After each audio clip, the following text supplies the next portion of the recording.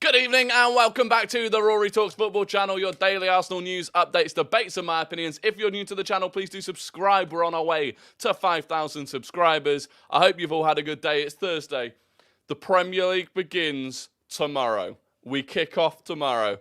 I hope you're well. Eli, Martin, good to see you. Hi as well. M. Boss and Alex Johnson, good to see you in the chat. Lots to talk about today, of course. That interesting news last night about David Raya that came out a couple of hours after we'd finished our live stream. Got updates on Balogun and Patino, Pepe, Marquinhos as well. And we'll talk about the start of the Premier League, which I am very excited for. It's been outside of Arsenal. It's been a very, very wild day in the transfer market with Harry Kane, Caicedo and Lavia, with Chelsea and Liverpool battling for them. Ace Max, good to see you as well. Ethan, William Saliba. So yeah, there's lots to talk about. And you know, someone said on Twitter it's that Arsenal's transfer business now is boring. And relative to other clubs, it is quite boring. That's a very good thing. That is not a bad thing at all. You don't want to be in a position where a day out from the start of the Premier League, you're scrapping around, fighting other teams for signings. Your squad isn't complete. So it's very good that we are in the position that we're in. Eli Pendry says, Kane is a joke. How stupid is Kane not to go? Well, I agree. Boring, just successful. Exactly. And I do get it, right? It is boring probably isn't the word that I'd use, but it's quiet. The Arsenal's transferred. I mean, it's not even quiet. Dobbo's in the chat. Good to see you. And it's not even. It's actually not that boring. Last night alone, that Ornstein bomber that Raya was coming on loan rather than a permanent deal. It is still interesting. It's just that we got the big one in Declan Rice done early in the window, and we're massively benefiting from it. The fact that all of our outfield signings had the entire tour and have played at least 3 games each, it's very good. Have you seen the Barella rumour? I have. We'll talk about the Barella rumour. Unsurprisingly, it's utter drivel. But we will mention it. Orniheimer, you'll have to see it. Have you seen the Chelsea-Liverpool drama? Yeah, we will talk about that later on. But getting into the Arsenal stuff. So we'll start with David Raya. Obviously, this came out from Ornstein last night. Arsenal taking David Raya on a £3 million loan with a £27 million buy option. Brentford have a contract extension, which I think is just another year. So it's not a huge long-term deal for him, but it's just another year extension. Brentford get the fee from Arsenal if we sign him, and they retain value if we don't. He said his goodbyes today, meaning yesterday, medical most likely today, and they're at the paperwork stage. Fabrizio followed that up. Now, Fabrizio got this wrong, because even in the show yesterday, we referenced what Fabrizio had said, which was, according to Fabrizio yesterday, David Raya had signed a 5-year deal with Arsenal. Now, that was wrong. But he followed almost immediately after Ornstein tweeted it was actually a loan. Fabrizio said David Raya joins Arsenal on an initial loan, 3 million plus 27 million buy clause. He said Brentford accepted this way as it helps Arsenal with financial fair play. Don't know if he needed to word it like that particularly. He also then said buy clause automatically activated after a few games, otherwise available for AFC in 2024. And there's a bit of confusion as to what that means. Does it mean if Raya plays a few games, we have to buy him? Or does it mean for us to be able to trigger the clause, he has to play a few games? It's unknown what that means. No one else has reported this kind of obligation thing that he's mentioned. So until Ornstein says it, I'm kind of going to just ignore it. And then Sam Dean today said David Raya's move to Arsenal should be finalised in time for Saturday. My understanding is that whilst it's an initial loan, the expectation is absolutely that it will become a permanent deal, a £30 million package. Deal structure is mainly due to payment timings. Fab been slipping, in my humble opinion. He's just not as close to Arsenal as David Ornstein is. And I do feel like occasionally he takes an educated guess because he's not getting exclusives on Arsenal, right? He doesn't have the sources that people like David Ornstein does. So he's not getting exclusives. And I do feel like a few times this window, he's making an educated guess rather than actually presenting facts. And it has caught him out a couple of times. Look, he's still an absolute icon, and he still gets 99% of deals accurate and before other people. But 100% Ornstein's the GOAT. Ornstein is the GOAT. Fabrizio thought that with Arsenal done with most of their business, people wouldn't notice his waffle. Rory Monaco will submit another bid for Flo with previous bid of 40 million euros rejected. That's true. We'll talk about that. And so, look, that is the David Raya deal, and it's smart. I don't entirely know why Brentford necessarily wanted to do it. It's basically the same deal that Bayern Munich presented Brentford, and it got rejected. It's arguably worse than the deal that Tottenham presented earlier in the window. And look, if they don't need the money now, then fair enough. But you've seen it with the likes of West Ham. A lot of these, not smaller clubs, but smaller clubs, have been demanding a lot of the payment up front. And so obviously this benefits Arsenal from an FFP perspective. It also means that, look, if we've got another transfer lined up this summer and we need the capital for that, then it frees up that extra 27 million this summer. But it's interesting. I'm not sure how much it massively benefits Brentford, but they've done us a huge favour. So, be keeping an eye on Brentford this season, hoping that they do well. To be fair, I like Brentford anyway. Raya wanted to come. That's why Brentford let it go with the package. Yeah, that was a massive help. A massive help was that Raya wanted Arsenal. Now, interestingly, Thibaut Courtois at Real Madrid has done his ACL. And it came out today that Courtois is now going to have surgery on that ACL. So he's going to be out for a long time. So they're in the keeper market. Now, they're looking at supposedly Kepa and David De Gea. And David Raya is a Real Madrid fan.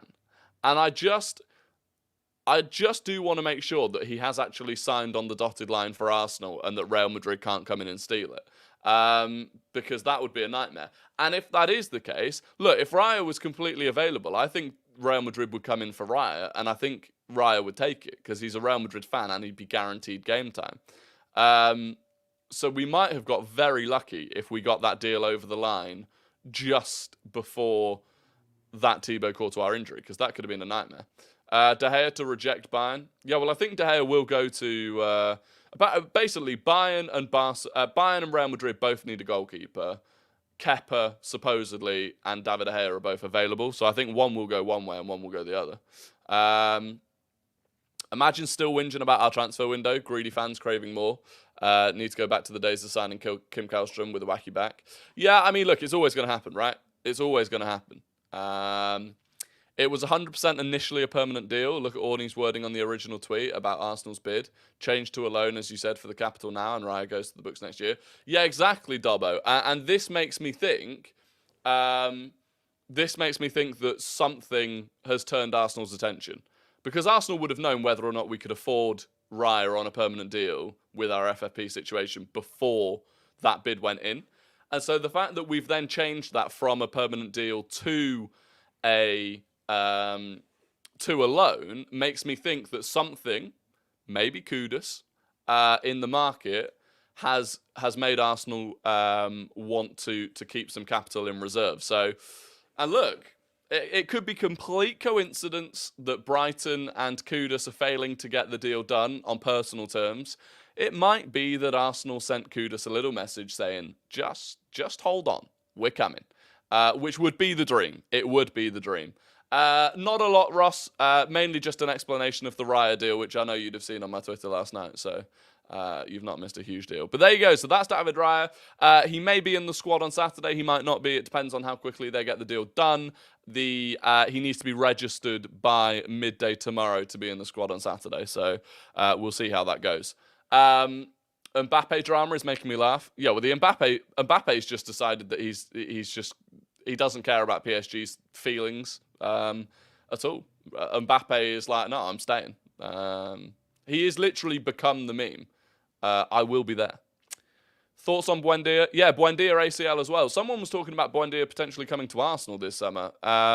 He ain't going anywhere this summer now because he's done his ACL. Should we go for Neymar now that he's leaving, or should we try and wait for him to leave on a free? The thing is, I genuinely just don't think we could do Neymar financially. at this point. Aaron with the super chat, $5. Big up, Rory. Can't wait for the Prem to start. I feel a bit upset about the Raya deal because I love Rambo, but I guess we'll see what happens. Yeah, it's one of those ones. I love Ramsdale as well. And the only way it would really frustrate me would be if, and I don't think this is going to happen, I'm certain it won't happen, if Raya immediately came into the starting lineup and Ramsdale was just dropped. That would frustrate me. But I don't think that's going to happen.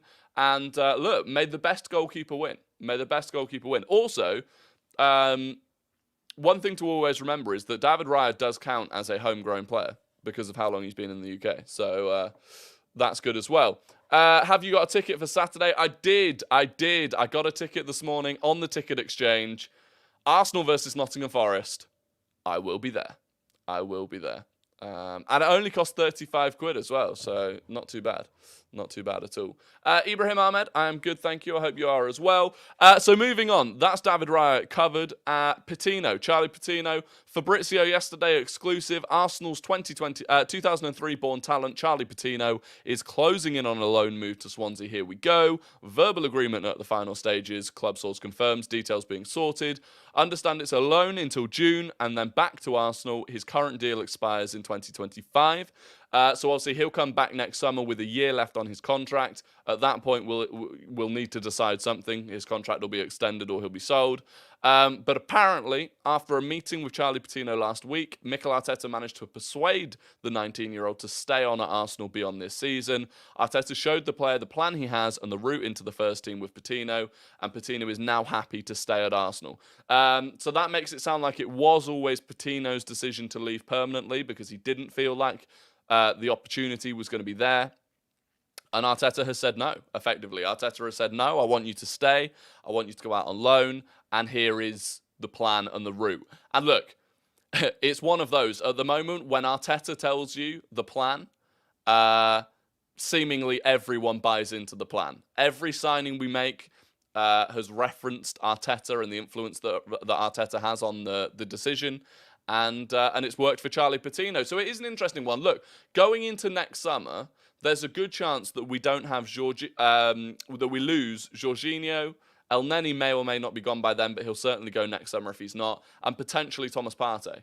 So even outside of going out and buying another midfielder of that mould, Charlie Patino coming through will be beneficial.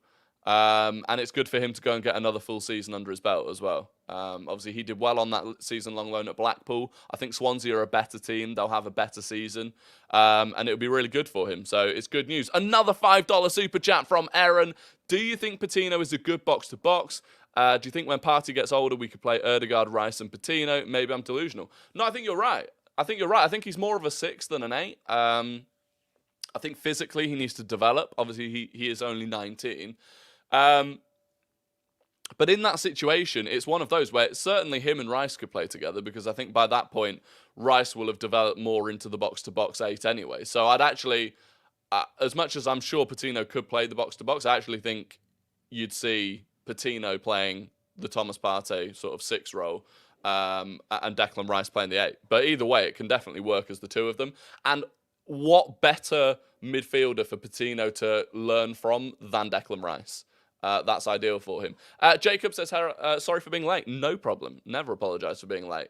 Rory, thoughts on Ancelotti playing Camavinga in goal? Look, nothing would surprise me. What do you think of Todibo to United? I think that's genius. It's an interesting one. Look, Todibo's a good defender. But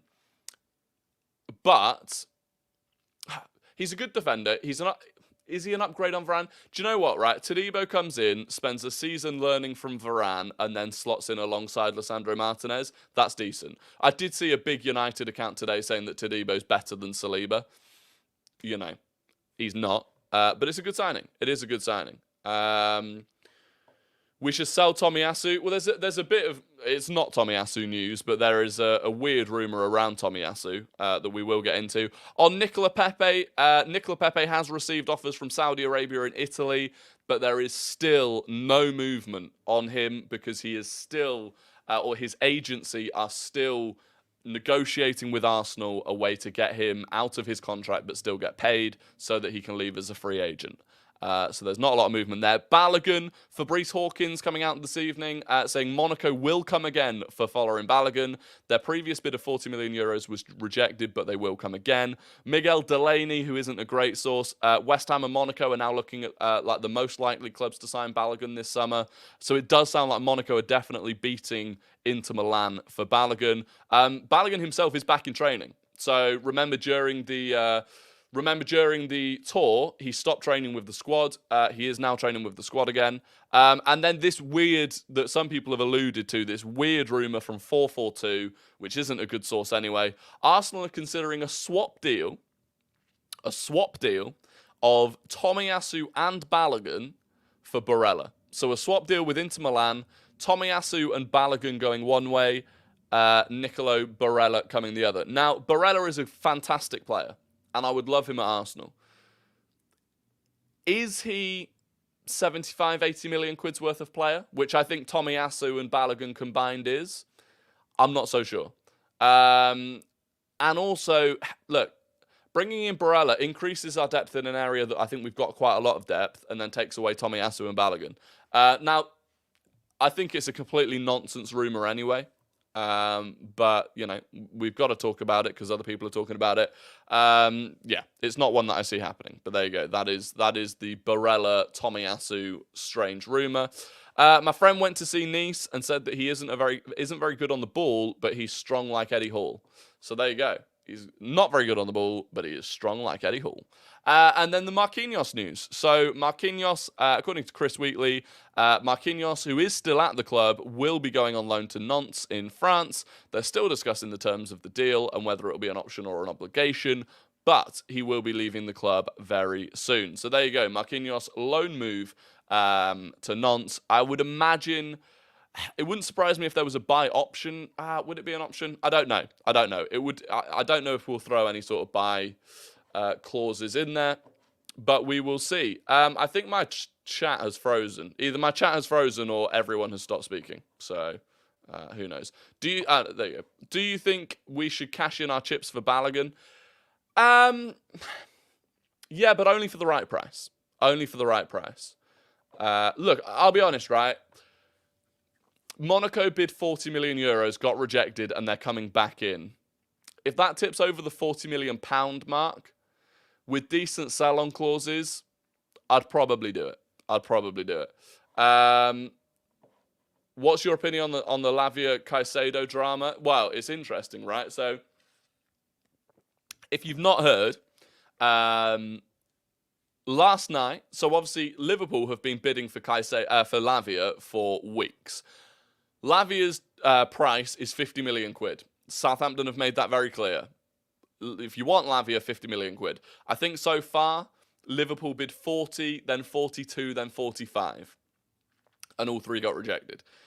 And last night, out of nowhere, suddenly Chelsea came in and outbid Liverpool for Lavia with 48 million. Which was also rejected because Southampton want 50 million. Now, that in itself is kind of Suarez vibes from Arsenal of...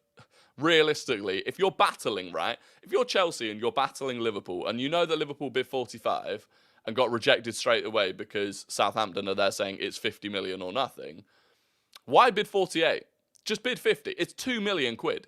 Like, in the grand scheme of things, it's 2 million quid. Why open the door back out for Liverpool? But they did. So they bid 48, got rejected. And then this morning, there are reports that Liverpool have outbid Chelsea for Caicedo. Which is also crazy. Obviously, I think Chelsea's biggest bid so far for Caicedo was 80 million. And Liverpool have supposedly outbid them for that. Now, there's a lot of speculation as to whether or not that's true. But there are credible journalists on both sides. There are credible journalists saying that Liverpool have bid and that it was more than Chelsea. And there are credible journalists saying that they haven't. Either way, that whole scenario, if you're Arsenal, you're sitting back and laughing. Because we've got our business done. And you know, they play against each other on Sunday. And genuinely, Caicedo could walk out in a red kit or a blue kit, and so could Lavia. Which is crazy. Let the small mid-table clubs squabble. Exactly. Transfer news on Cedric and Holding? Nothing. There was a tiny bit of news yesterday. Luton might want Rob Holding, and... there are some teams supposedly in Serie A and La Liga that might take Cedric, but nothing concrete whatsoever. Got on a bit late, but did you see Courtois and Buendias tore their ACLs? Scary stuff. Yeah, both of them out for probably most of the season. As unrealistic as it is, if you had the chance to sign Diaby, Fati, or Kudus for the same price, who would you sign? For me, it would be Kudus. It would be, in fact, I can give you the order. It would be Kudus first, it would be Diaby second, and it would be Ansu Fati third.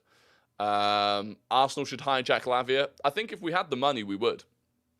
But I don't think we got the money, is the issue.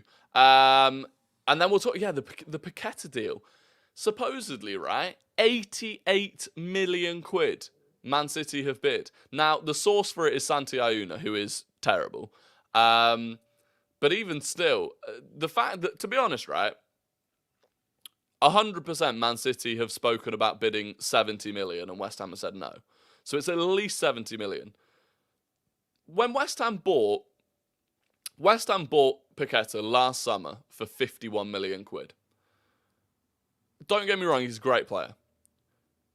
Did last season, did Paqueta prove his value at 51 million quid? Did you look at Paqueta last season and think, yeah, 51 million quid for him was a good deal? And then on top of that, did you look at Paqueta and go, yeah, 51 million quid for Paqueta, that's an absolute bargain? Because I think he looked good. But for him to go from 51 million quid to well over 70 million quid, I think it's crazy. I think it's absolutely crazy. And fair play to West Ham for holding out for more. And I do think Man City need Paqueta. But it's bonkers. It's bonkers money. And if Paqueta ends up going for like 85 million quid, that makes Declan Rice look like an absolute bargain. It has to be said. Any news on Tavares? No, the latest news on Tavares, there was just a noise. I don't know where it came from. The latest news on Tavares was yesterday. Arsenal have set an asking price of 15 million. I think Werder Bremen and, in fact, I can check it. Werder Bremen and Wolfsburg were the two teams that were interested. Something's making noise, and I don't know what it is. I think it's TikTok. Is it TikTok? I've hit a goal on TikTok. That's what's making noise. I don't know what it is. Congrats. You improved on your previous goal.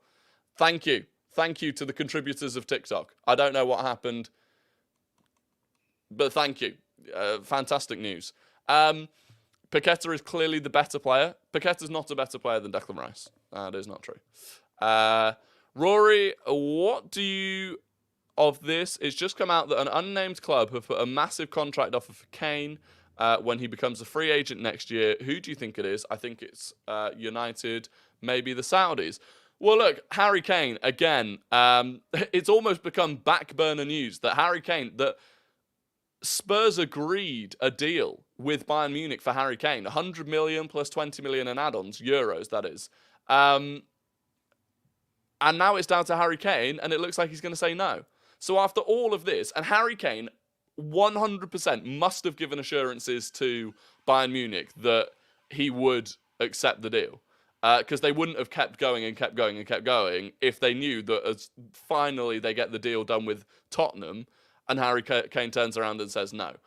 Now, do I think that makes Harry Kane a massive loser? Kind of. And there's been this weird thing today where, and it's 100%, it's like English bias, where I've seen English pundits, ex-players, coming out and saying things like, basically, Bayern Munich isn't an upgrade on Tottenham. That Bayern Munich isn't a big move compared to Tottenham. And that is, we're talking about Bayern Munich and Spurs. We're talking about one of the biggest clubs in Europe, both currently and historically, versus Spurs, a team that isn't in Europe and hasn't won a trophy since 2008, and that was the League Cup. You're talking about a club that's won, 6, 7 Champions Leagues, 30-something Bundesligas, 11 Bundesligas in a row, and you're saying that that's not an upgrade on Spurs. That's incredible. To me, that is incredible. Now, you can question Harry Kane's motivations. You can question, whether becoming the Premier League top goal scorer is bigger than winning a Bundesliga. But by the way, Bayern Munich are still in the top 5 favourites to win the Champions League. Every year, Bayern Munich are one of the favourites to win the Champions League. This idea that staying at Spurs is no worse for his career is insane. It's absolutely insane.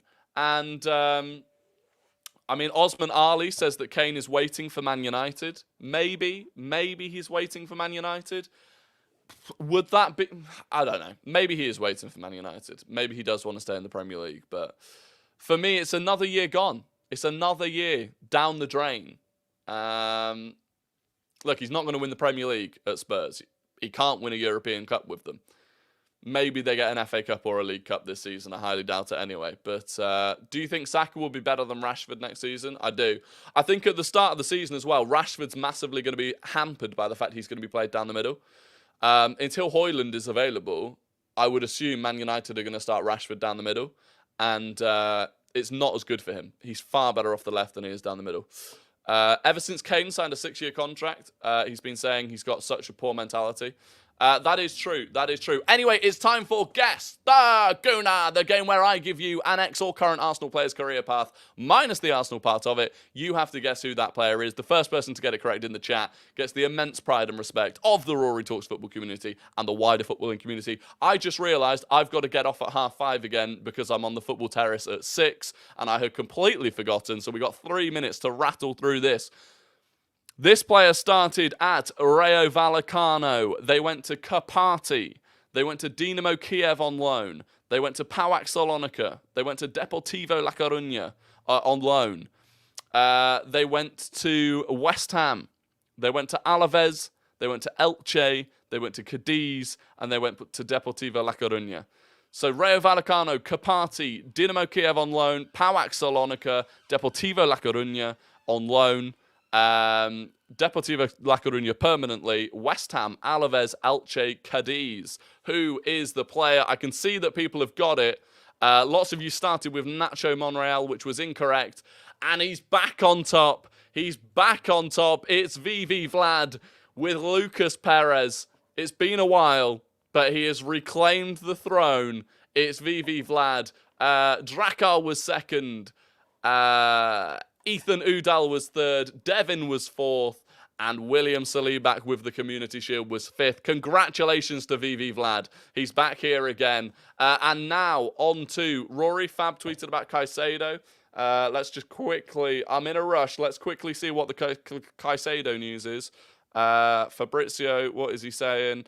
Fabrizio, Moises Caicedo deal. Brighton made clear they will sell Caicedo to the highest bidder. The next 24 hours is crucial. Chelsea are pushing on it with a dream to present Moises on Sunday. Liverpool made contact with Brighton in the morning, planning to submit a formal bid in the following hours. So they've not made a formal bid yet. A formal bid is coming from Liverpool. And Chelsea want to present Caicedo on Sunday, so they're going to have to act rapidly for that. But it does sound at least like Caicedo is leaving. He is leaving Brighton regardless. So there you go. He will not be available for Arsenal next summer, which I know some people wanted. On to the Guess the Non-Gooner. This player started at Inter Milan. They went to Man City. They went to AC Milan. They went to Liverpool. They went to AC Milan on loan. They went to Nice. They went to Marseille, they went to Brescia, they went to Monza, they went to Adana Demirspor, and they went to FC Sion. Who is the player? Inter, City, AC Milan, Liverpool, AC Milan on loan, Nice, Marseille, Brescia, Monza, Adana Demirspor, FC Sion. Lots of people got it straight away. It is indeed Mario Balotelli. And it was DDHI who got it first. Congratulations. I think, is that Will? Maybe your name's just Will. I'm going to start calling you Will because I don't like your name otherwise. Gabriel came second. VV Vlad was third. Glazer was fourth. And Devin was fifth. So there we go. Congratulations to VV Vlad and to Will, our winners of today's Guess the Gooner and Guess the Non-Gooner. I've got to jump off. I'm sorry it's a shorter stream. But look, at 6 o'clock, I will be live on the Football Terrace channel for the Top 6 show. Of course, giving plenty of Arsenal propaganda, but also talking about what a crazy, crazy 24 hours it's been in the Premier League transfer market. Thank you for watching. I hope you've enjoyed. Please do subscribe if you're not subscribed already. Smash a like on the stream. And other than that, I will catch you tomorrow evening at 5 for the preview of the Nottingham Forest game. And other than that, goodbye.